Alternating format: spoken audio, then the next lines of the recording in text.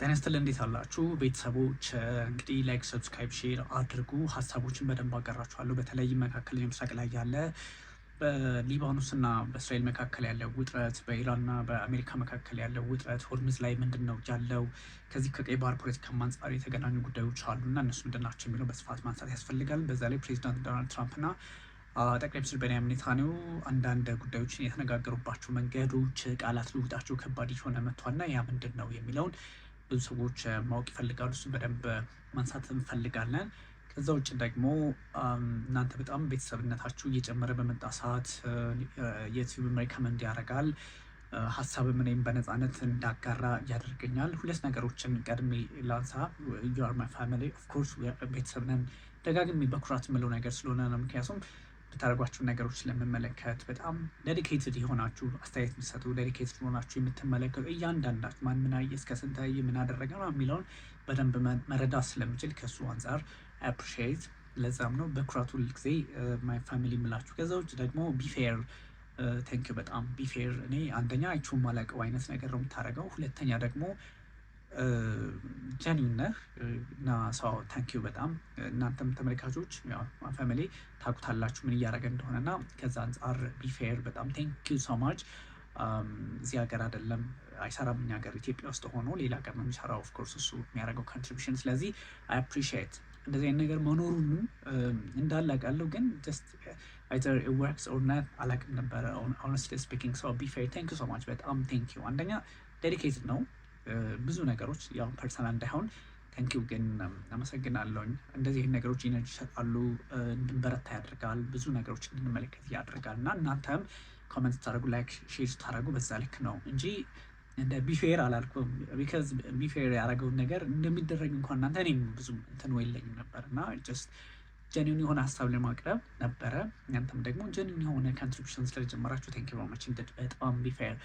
እሺ ወደ ጉዳያችን እንገባለን።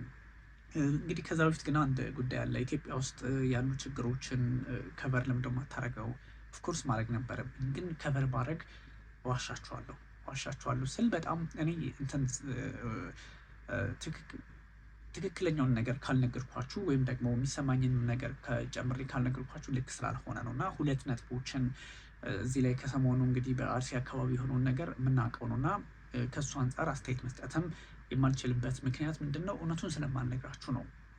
ሰው የሆነውን እናንተም እኩል እኔም እናንተም እኩል ስለምናውቅ ሰው አዲስ ነገር የለውም ጨምርላችሁ። ያው ማውራቱም ያን ያህል እንትንም ስለሌለው እና ከእናንተ የተለየም በጉዳዩ ላይ እውቀትም ስለሌለኝ ነው እንጂ ኢትዮጵያ ውስጥ የሚፈጠሩ ነገሮችን ግምት ውስጥ ሳላስገባ ቀርቼ አይደለም። ኮመንትም ስለምታደርጉ እሱን ስለምመለከት ነው እና አም ሶሪ እንደዛ ስላላልኩኝ። ከዛም ውጭም ደግሞ ልምዱም የምታውቁት ነው። እኔ ሁሌም የውጭ ዜና ብቻ ነው የምሰራው። በሆነ አጋጣሚ አንዳንድ ጉዳዮች ላይ ብቻ ካልሆነ ወደ ሀገር ውስጥ መጥቼ ስለማላውቅም ስራ ከጀመርኩበት ጊዜ አንስቶ የውጭ ዜና ላይ ነው ፎከስ የማደርገው። በዛ ልክም ነው የምሰራው። ስለዚህ እንደሱም አንደርስታንድ አድርጉት። ብዙ የሀገራችን ቀጠናዎች ላይ በሃይማኖት ቤዝድ በሆኑ ናት ኦንሊ በኦርቶዶክስ ብቻ በክርስቲያን ብቻ በሙስሊምም የሚሆኑት ነገሮች ቦልድሊ ማውራት ይቻል ነበረ። ግን የሚቻለው ምንድን ነው? እናንተ የምታውቁትን ደግሜ እንደ መንገር ያህል ስለሆነ አንደኛ ኮንትሪቢሽንም ስለሌለው ነው። አም ሶሪ። እሺ ወደ ዋና ጉዳያችን እንገባለን። እንግዲህ ወደ ዋና ጉዳያችን ያው ሚድል ኢስት ላይ ነው የምንቆየው ዛሬ። ፕሬዚዳንት ዶናልድ ትራምፕ እና ጠቅላይ ሚኒስትር ቤንያሚን ኔታንያሁ መነቋቆር ጀምሯል። እነዚህ ሰዎች ምንድን ነው ያነቋቆራቸው ከተባለ ትራምፕ ኤፍ ወርድ ሳይቀር በመናገር የሚታወቁ ሰው ናቸው። ከአፋቸው የመጣውን እንደ አንድ ፕሬዚዳንት ለዛውም አሜሪካን ታላቁን አሜሪካ ምንም የሚካድ ነገር ስላልሆነ እሷን የሚመሩ ሰው የሚናገሯቸው ነገሮች የሚያመጧቸው ሀሳቦች እና የሚጠቀሟቸው ቃላት አስቸጋሪ ናቸው። ኤፎርድ ይጠቀማሉ። ከዚህ ከአእምሮ እክል ጋር በተገናኘ አንድ ሰው በጀብዱ ከሚያደርጋቸው ጉዳዮች ጋር በተገናኘ አስቸጋሪ ቃላትን የሚጠቀሙ አይነት ሰው ሆነዋልና ስለዚህ ምንድን ነው ትራምፕ እንደዚህ የሆኑት ከተባለ የትራምፕ ባክግራውንድ ነው። ትራምፕ ምንድን ነበር የሚሰሩት? ሂወዜ ገምብለር እንደምታውቁት ቆማሪ ድርጅት የነበረው ሰው ነው። ከዛ የሪል ስቴት መጎል ነው። ከዛ እንደዚህ ቲቪ ሆስት ነበረ። በጣም አለማዊ ጉዳዮች ላይ በደንብ ከኤፕስቲን ፋይልም ጋር ስሙ አብሮ የሚነሳ ሰው ነው። እነሱ ነገሮች ስትመለከቷቸው በጣም አለማዊነቱ እንትን ያለ አለማዊነቱ ኦፍኮርስ አንድ ሰው ምድር ላይ እስካለ ድረስ አለማዊ ሊሆን ይችላል። ግን የሳቸው ከዚህ ሞር ከሚጠቀማቸው ቃላት ስትመለከቱ የእንትን ነው የሚመስለው የዚህ አንድ በመፈንዳት ላይ ያለ ጎረምሳ አይነት ነገር ነው እና ኤፍ ወርዱና እጃ ይጠቀማሉ። ጠቅላይ ሚኒስትር ቤንያሚን ኔታንያሁንም እሷን ቃል ተጠቅመው ነው ኤፍ ወርድ ያለበት ከዛ ኤፍ ከዛ እሳቸው ክሬዚ የሚለውን ኤፍ ወርድን ተጠቅመው ከዛ ክሬዚ ጨምሮበት ኤፍ ክሬዚ ገብቷቸዋል። ስለዚህ እንደዛ እስከ ማለት ደርሷል። ምንድን ነው ያስባላቸው ከተባለ አንደኛ ኔታንያሁ የሚያደርጉት ነገር ልክም ስላልሆነ ነው። ፕሬዚዳንት ዶናልድ ትራምፕ ሊባኖስ ውስጥ ላይ የሚፈጽሙት ጥቃት ልክ አይደለም ብለው ይወስዳሉ። ኦፍኮርስ እሳቸው ግሪን ላይት አለ እኔ ባልኖር እስራኤል አትኖርም ብለው የሚያስቡ ሰው ናቸው። ኦፍኮርስ እሳቸው በኢራን ጦርነት ላይ ባላቸው ኢንቮልቭመንት ይታወቃል። በጠቅላይ ሚኒስትር ቤንያሚን ኔታንያሁ ፕሬዚዳንት ዶናልድ ትራምፕን ስበው በዚህ ጦርነት ውስጥ አስገቧቸው የሚሉ ጥያቄዎች ብዙ ጊዜ ነው የሚጠይቋቸው እና ከኒውዮርክ ፖስት ፖድካስት ጋር በነበራቸው ቆይታ ፕሬዚዳንት ዶናልድ ትራምፕ ምንድን ነው ያሉት? እኔን ጎትቶ አላስገባኝም አምና ፕላትድ ባይ ፕራይም ሚኒስትር ቤንያሚን ኔታንያሁ ኦር ቤንጃሚን ኔታንያሁ ቢካዝ እኔ ባልኖር እስራኤል ልትኖርም አትችልም የሚል ሀሳብ ነው የሰጡት እና ይህን ያሉት ለምን ይመስላችኋል? እኔ ባልኖር እስራኤል አትኖርም። ኦፍኮርስ ከዚህ በፊት ፕሬዚዳንት ዶናልድ ትራምፕ ኖረው ነው ወይ እስራኤል የኖራቸው የሚል ጥያቄ ሊነሳ ይችላል። ያ ማለት ምንድን ነው? ኢራን አንድ ቀን ጥቃት ሰነዝር ነበረ። እነሱ ሳያውቁትና ሳያስቡት በጣም ከባድ የሆነ ጥቃት ሰነዝር ነበረ ነው። ምክንያቱም ኦፍኮርስ አደገኛ የሚሆነው ምንድን ነው? ኢራን አሁን መካከለኛው ምስራቅ ላይ ማትመታው ሀገር የላትም አይደለ? እዚህም እዛም ሁሉንም ትመታለች። ያን ሁሉ አቅሟን ሰብሰብ አድርጋ ወደ እስራኤል ብታደርገው እስራኤል አንደኛ በጠባብ ጂኦግራፊ ላይ ያለች ሀገር ናት። ከዛ አንጻር መሰረተ ልማቶቿ በጣም ሂውጅ እና ውድ ናቸው። ውድመቱ በጣም ከባድ ይሆንባት ነበረ። ካታር ላይ፣ ባህሬን ላይ፣ አረብ መሬቶች ላይ እንደዚህ እነ ሳውዲ አረቢያ ጋር መካከለኛው ምስራቅ ላይ ያሉት ሁሉ ጥቃት ወደ እስራኤል ብቻ ብታዞረው ከባድ ነው፣ በጣም ፈታኝ ነው የሚሆነው እና ከዛ አንጻርም ሊሆን ይችላል እኔ ባልኖር እስራኤል የምትባል ሀገር አትኖርም ነበር ያሉት ፕሬዚዳንት ዶናልድ ትራምፕ ከዛ አንጻር ነው። ወይም ደግሞ ኢራን የኒውክሌር ጦር መሳሪያውን ትታጠቀው ነበረ። ከታጠቀችው በኋላ ኢራን የኒውክሌር ፓወር እና ተደራዳሪ ሆና ነው የምትቀጥለው እንጂ ማንም ፍቺ ልቀቂ የሚላት አይደለም። ለምን ይመስላችኋል? ሰሜን ኮሪያ በቀላሉ በዚህም በዛም አድርገው ሊደበድቧት ይችሉ ነበረ። ግን ሰሜን ኮሪያ ከዚህ በኋላ አትነካም። የማትነካው ምንድን ነው? እንደምንም ተብሎ አንድ የኒውክሌር ቦምብ ኦር አቶሚክ ቦምብ ወደ አሜሪካ መተኮስ ነው። አሜሪካ የሚደርስ ህዋሶንግ 18 ህዋሶንግ 12 13 14 15 17 18 የሚባሉ አይሲቢኤሞች አላት፣ ኢንተርኮንቲኔንታል ባሊስቲክ ሚሳይሎች። እነሱን ብትጠቀም እሱንም ብንተወው አቶሚክ ቦምብን ብትጠቀመው አሜሪካ ጓም ደሴት የሚባላል እሱ ላይ ይደርሳል። ኒውዮርክ ከተማ የሚደርሳለ። በጠቅላላው ደግሞ ሙሉ አሜሪካን የሚመታ የጦር መሳሪያ አይሲቢኤም ኢንተርኮንቲኔንታል ባሊስቲክ ሚሳይል በአም ታጥቃለች ሰሜን ኮሪያ። ስለዚህ አትነካም። የማትነካበት ምክንያት ከሌላ አገር የጠነከረ የበረታ የጦር መሳሪያ ኖሯት አይደለም። ሰሜን ኮሪያ ግን ኑክሌር አላት። ኑክሌር አለ ማለት 60 የሚሆን ኑክሌር አላት። ስለዚህ አንዱን ልትጠቀም ትችላለች ነው። አንዱን ልትጠቀም ከቻለች እንኳን ቢያንስ ከባድ የሚባል ውድመት ሲግኒፊካንት መጥፎ አደገኛ ውጤት ልታስመዘግብ ትችላለች እና ከዛ አንጻር ጉዳዮችን ቆም ብሎ ማሰብ እንደሚያስፈልግ ከመረዳት አንጻር ነው እና አሜሪካ እንዳሉት ፕሬዚዳንት ዶናልድ ትራምፕም ኢራን ታጥቃው ቢሆን ኖሮ ይህን የጦር መሳሪያ በምን ሁኔታና በምን አጋጣሚ ነው ኢራን መውጋት የሚቻለው? አንደኛ ኢራን የሚሳይል ሲስተማ ጠንካራ ነው። ከዛም ደግሞ ኒውክሌር ካላት ደግሞ እንደዚህ አይነት ፈተና ውስጥ አትገባም ነው። ኢራን ኒውክሌር አላት የላትም? እንግዲህ ብዙ ጊዜ እነግራቸዋለሁ። እስካሁን ባለው ሁኔታ ኢኤ ባረጋገጠው የዓለም አቀፉ የአቶሚክ ኃይል ድርጅት ማለት ነው እንደ ራሷ ኢራን ባረጋገጠችው ከዚህ ቀደም አያቶላ አሊ ሀመኒ ባሉን ከዛ ቀደም የመጀመሪያው አያቶላ ባሉት ሩሃላ ሆመኒ በነገሩ መሰረት አሁን እነ ማሱድ ፐዜሽኪያን ፕሬዚደንቱ በሚነግሩ መሰረት ኢራን የኒውክሌር ጦር መሳሪያ የላትም። እንግዲህ ግን አቶሚክ ቦምብ የላትም። ብዙ ሰዎች አላት ብለው ያስባሉ። ግን ለአቶሚክ ቦምብ የቀረበ ደረጃ ላይ ደርሳለች። 60% ማለት በነገራችን ላይ እንደምታውቁት ወይም ደጋግሜ እንደነገርኳችሁ 60% ላይ ደርሳለች ማለት በተወሰነ ሳምንት ውስጥ 8 ቀን ወይም ደግሞ እንዳስፈላጊና 3 ቀንም ሊሆን ይችላል ሴንትሪፌጅ የሚባላል እሱን በመጠቀም የፈጠነ አብላልተው ከ60% 90% ታደርሳለች። ስለዚህ ዩራኒየም 90% በለጸገ ማለት ኢስ ጎይንግ ቱ ቢ አቶሚክ ቦምብ ይሆናል ማለት ነው። ስለዚህ እንደሱ እንዳይሆን ስጋት ነው። ስለዚህ ያኔ ማድረግ ደግሞ እድልና አጋጣሚ አለ። አንደኛ እውቀቱ አላቸው። እውቀቱን የወሰዱት ከራሳቸው ከምዕራባውያን በተለይም ከአሜሪካ ነው። አቶም ፎር ፔስ አቶም ለሰላም በሚል ፕሮጀክት አማካኝነት በዲዋይዲ በፕሬዚዳንቱ ማለት ነው በወቅቱ በእሳቸው ስም አማካኝነት የነበረ መርሃ ግብር ነው። አቶም ለሰላም ወይም ደግሞ አቶም ፎር ፒስ በሚለው አሜሪካና ኢራን እጅና ጓንት ስለነበሩ በወቅቱ 1957 50ዎቹ ላይ ተቀብለው ማብላላት ጀመሩ። ዳይን እውቀቱን ወሰዱ። የኢራን ዩኒቨርሲቲ በተለይም የቴህራን ዩኒቨርሲቲ ምሁራን ያን ጉዳይ እያሳደጉት እዚህ ደረጃ ላይ ደረሱ። ሶ ኤቭሪቲንግ ኢዝ ፋይን ሆነ ለነሱ ማለት ነው። እና እንደዚህ አይነት ደረጃ ስለዚህ እውቀቱም አላቸው። እውቀቱ ብቻ አይደለም ቴክኖሎጂ አላቸው። ቴክኖሎጂ ብቻ አይደለም they can borrow it from Russia and China በተለይ ከራሽያ የመቀበል እድል አላቸው። እና ይችን ነገር ታሳቢ አድርገው ይሆናል ፕሬዚዳንት ዶናልድ ትራምፕ እኔ ባልኖር እስራኤል ትኖር ነበር እንዴ ብለው ጥያቄ ያነሱት። ይሄ ማለት ግን አሜሪካና እስራኤል ይጣላሉ፣ ኔታንያሁና ትራምፕ ይጣላሉ ማለት አይደለም። ትራምፕ ማለት እንደምታውቁት ኢየሩሳሌምን የእስራኤል ዋና ከተማ አድርገው የሰጡ የእስራኤልን ዋና ከተማነት በኢየሩሳሌም ያረጋገጡ ከዛም ባሻገር ደግሞ ከቴል አቪቭ ወደ ኢየሩሳሌም የአሜሪካን ምንድነው የአሜሪካን ኤምባሲ ያዞሩ ሰው ናቸው። ስለዚህ ጎላን ተራሮችንም አሳልፈው የሰጡና በመንግስታቱ ድርጅት አንዳንድ ህጎችን ለእስራኤል ሲሉ እንዲጣሱ ያደረጉ ሰው ናቸው። እና ስለዚህ አይጣሉም ኦብቪየስሊ እንደሚታወቀው። ግን አሁን ባለ ሁኔታ መቃቃሮች አሉ። መቼ ነው መቃቀር የጀመሩት? የኢራኑ ጦርነት ሊቀሰቀስ ሲል ከዛም በፊት እስራኤል ራሴን ችዬ ልምታ ማትመቱ ከሆነ የሚል ጥያቄ ስታነሳ እኛ ከሌለንበት ማለት ታደርጓችን የሚል ነገር በተወሰነ መጠን ጥያቄ ማንሳት ተጀመረ። ከዛም እንደዚህ አለመግባባቶች ነበሩ። ከሱ እያደገ ከመጣ በኋላ ብቻ ትንሽ ጋፑን አጠበቡና እስራኤል እንደምታውቁት ብዙ እንትኖች አሏት፣ ኖሌጀብል የሆኑ ሰዎች አሏት በጉዳዩ ላይ የተለያዩ ስራዎችን የሚሰሩላት። ከእነሱን በመማከር እነሱ ጋር አብራ በመሆን ሁኔታዎችን ካስተካከለች በኋላ ጥያቄ መጠየቅ ጀመረች ነው። ጥያቄ ጠየቀች ምንድነው? እነዚህ ሎቢስቶችን በመጠቀም ፕሬዚዳንት ዶናልድ ትራምፕ ኢራንን እንዲመቱላት ወይም አብረው በትብብር እንዲመቱ የአንበሳውን ድርሻ ይዛ ነው ባይዞ እንድትመታ ያደረገችው። እንደዛ አደረጉ። ያኔም ሁሉ ልዩነት ነበራቸው። አሁን ደግሞ ባለው ጉዳይ ላይ ልዩነት አመጡ። በሆርሙዝ ሰርጥና በዩራኒየም ጉዳይ ላይ ልዩነት አላቸው ትራምፕና ኔታንያሁ። አንዳንዴ ኔታንያሁ በድፍረት ገብተው ኢራንን አጥቅተው ይመለሳሉ። እነዚህ ነገሮች ደግሞ ትራምፕ ከኔ ውጭ የሆነ ነገር የሚል ጥያቄ ያነሳሉ። አሁን ላይ ደግሞ ቅድም የነገርኳቸው ኤፍ ወርድን ተጠቅመው ሀሳብ የሰጡባትን እሷን ስትመለከቱት ደግሞ ኦብቪየስሊ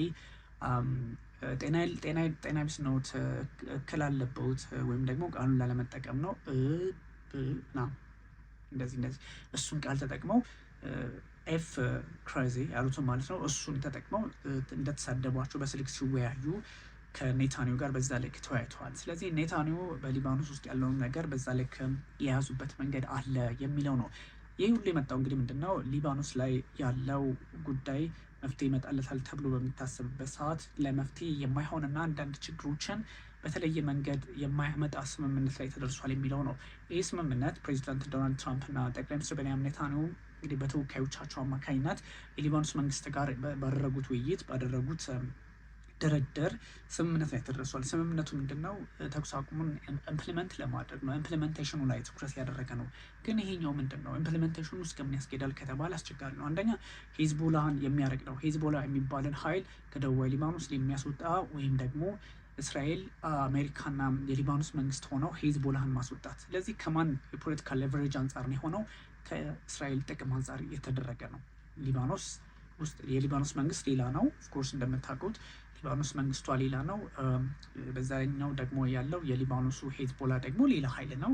ስለዚህ ሄዝቦላን የማጥፋት ሄዝቦላ የሚያጠፋው የማን ነው? የሊባኖስ መንግስት፣ የእስራኤል መንግስት እንደዚሁም የአሜሪካ መንግስት በመደጋገፍ ይሆናል ማለት ነው። ዳይን አንድ እዛ ላይ ከተቀመጠው ጽሁፋቸው መካከል መንግስትና መንግስት ያልሆኑ ኃይሎች ሄዝቦላ ህልውና እንዲኖረው በማድረግ ወይም ደግሞ የሊባኖስን ፖለቲካ ለራስ ጥቅም መዋል አይችሉም ይላል። የሊባኖስ ያ ማለት ኢራን ሊባኖስን ከነካችሁ እኔም እዋጋለሁ፣ በተለይ ቤይሩት ከተመታች እኔም ተኩስ አቁሙን እተዋለሁ ስለምትል እሱንም ታሳቢ እንዳደረጉ ይጠቁማል። እና ብዙ ነገሮች ስትመለከቷቸው ከእስራኤል የፖለቲካ ጥቅም አንጻር የተቃኙ እንደሆኑ ግልጽ ነው። እነዚህ እንዴት መፍትሄ እንስጣቸው በሚለው ላይ የተለያዩ ውይይቶችም ሲደረጉ ስለነበረ እሱን ግምት ውስጥ ያስገባ ሀሳብም ከዚህ በፊት በስፋት ሲነሳ ነበረ። እሱን ግምት ውስጥ ይገባል። ስለዚህ ሊባኖስ ላይ ሄዝቦላ እንዳይንቀሳቀስ የማድረግ ነው። በዚህ በሊታኒ ወንዝ አካባቢ ያለውን አንዳንድ ሁኔታዎችንም እሱንም መፍትሄ የሰጠ አይደለም። የመንግስታቱ ድርጅት የሰላም አስከባሪ ኃይሎች በምን መንገድ እዛ አካባቢ ይቆያሉ የሚለውንም እንደሱ ታሳቢ ያደረገ አይደለም። ብዙ ሰዎች ለምን ሆነ ብዙ ጥያቄ የሚያነሱበት ጉዳይ ሆኖና አንዱን ከሌላው ለይቶ ለማየት ሁኔታዎችን ደግሞ በተወሰነ መጠን በፖለቲካዊ መንገድ መፍትሄ ለማሰጠትም ችግሮች ስለነበሩ ጉዳዮችን በዛ ልክ የቃኙ ሰዎችን መመልከት ችለናል። በነገራችን ላይ ሊባኖስና እስራኤል እዛ አካባቢ እንደምታውቁት በሊባኖስ፣ እስራኤል፣ ሶሪያ የመሳሰሉት በተለያዩ በመጽሐፍ ቅዱስም በቁርአንም በብዙ አይነት መጽሐፍ ቅዱስ በድሩዝ ሳይቀር ትልቅ የእምነት አካባቢ እንደሆነ ታውቃላችሁ። እና እነሱ ነገሮች ብዙ መቆራቆሶች እንዲፈጠሩ ያደርጋሉ። ለምሳሌ እኔ አንዳንዴ ሀቭ ኮስችን ብዙ ጊዜ ጥያቄ የሚሆንብኝ ነገር ኢየሩሳሌም የአራት ሃይማኖቶች በተለይ አራት ሃይማኖቶች ኢየሩሳሌም ቅድስት ቦታ ቅድስት ምድራችን ይላሉ። አራቱም ለምን የሚል ጥያቄ ብዙ ጊዜ ይነሳብኛል።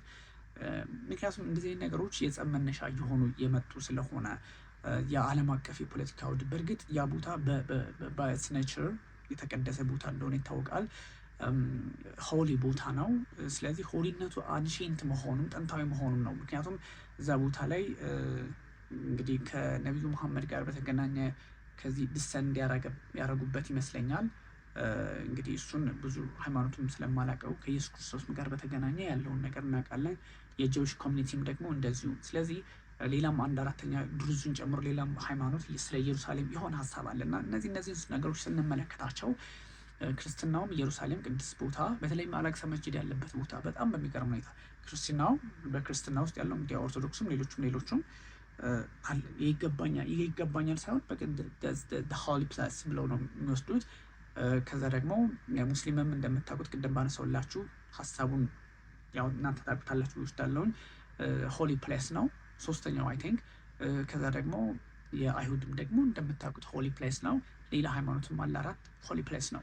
ሁሉም እዛ ቦታ ላይ ነው ያሉት እና ምንድነው ይሄን ያህል የሚያስብል ጥያቄ አለ። ኤኒዌይ እዛ አካባቢ እንደዚህ አይነት ነገሮች ስላሉት ትንሽ አስቸጋሪ ያደርገዋል። በታሪክ እንኳን ስንመለስ የሳይከት ፒከት የሚባለው ስምምነት በእንግሊዝና በፈረንሳይ የውጭ ጉዳይ ሚኒስትሮች አማካኝነት የተፈረመ 1916 የአንደኛው የዓለም ጦርነት መሀል ላይ የተደረገ ስምምነት ነበር። እነሱ ናቸው እንደዚህ የሚያተራምሱት።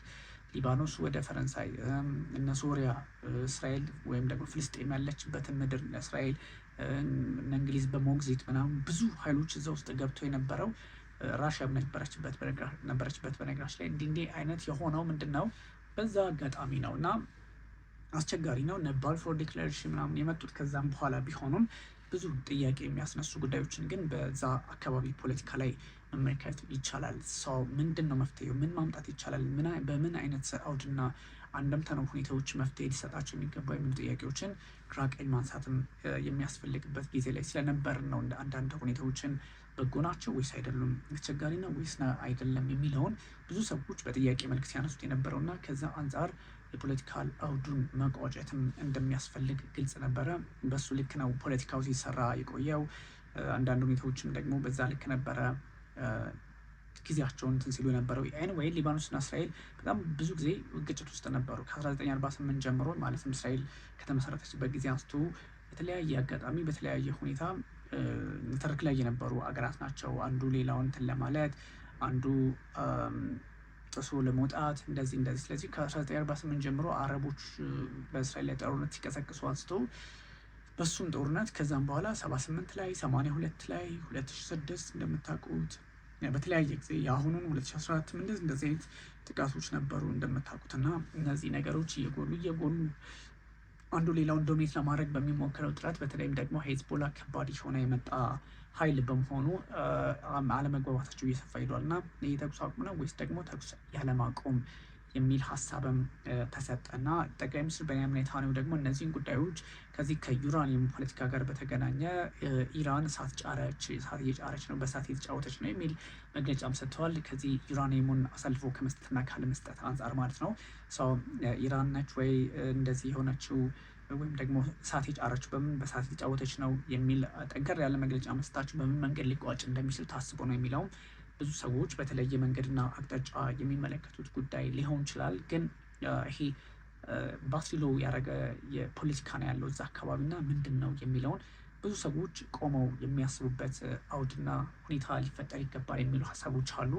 ጀስት እነዚህን ሀሳቦች ላጋራችሁ ነው። ታንክ ዩ ቨሪ ማች እንግዲህ ፎር ሼሪንግ ፎር ዋችንግ ኤንድ ፎር ሰብስክራይቢንግ ማይ ቪዲዮ ፕላስ ማይ ቻናል ቢኒያም ካሴ